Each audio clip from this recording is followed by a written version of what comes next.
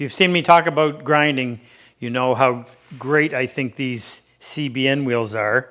You can get them in two different sizes. We have them in 8-inch. That's got 5/8 shaft, and that's pretty standard on a grinder designed to take an 8-inch wheel. Also note that these have the abrasive on 3 sides. So you can, if you want something flat ground, you can use that side. You can even use that one, and of course out here. Cuts fast, cuts cool, cuts incredible.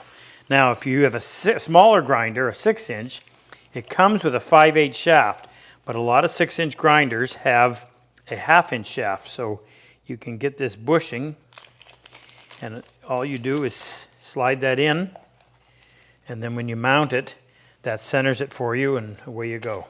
You're able to use it. This one too, it has abrasive on all 3 sides. You know, if you want to change your grinding for the better, cuts cool, cuts fast. This is a head and shoulders above any other grinding system I've ever used. There you go.